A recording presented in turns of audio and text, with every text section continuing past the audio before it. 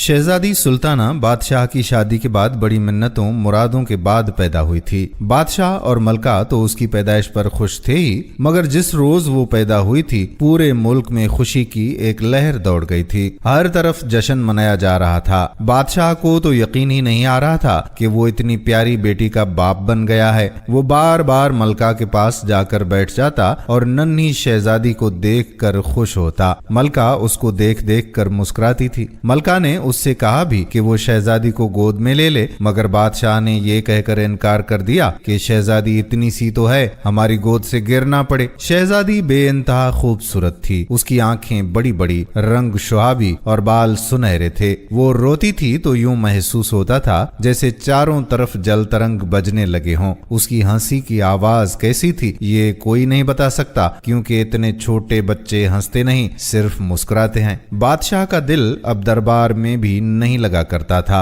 उसका तमाम ध्यान शहजादी सुल्ताना में ही रहा करता था। शहजादी सुल्ताना की परवरिश बड़े नाजो नअम से हो रही थी। उसके खिलौने 7 समंदर पार से आते थे। माहिर कारीगर रेशम के कीड़ों से हासिल करदा रेशम से उसके लिबास बनाते थे। उसके जूते निहायत हल्के फुल्के होते थे, क्योंकि वो जानवरों की खाल की बजाय कीमती परिंदों की खाल से तैयार किए जाते थे। उस जमाने में पेम्परों का रिवाज नहीं था, वरना मलका बेशकीमत पेम्पर भी मंगवा कर रखती। शहजादी सुल्ताना की देखभाल के लिए खुसूसी कनीजें रखी गई थीं, जो हर वक्त उसके आस पास रहती थी। रात को बिस्तर पर मलका उस कोने पर सोती थी, बादशाह दूसरे कोने पर, और बीच में शहजादी सुल्ताना। वो एक टांग बादशाह पर और दूसरी मलका पर रखकर बेखबर सो जाती थी। शहजादी सुल्ताना की परवरिश बहुत लाडो प्यार से हो रही थी, और इस लाडो प्यार ने उसे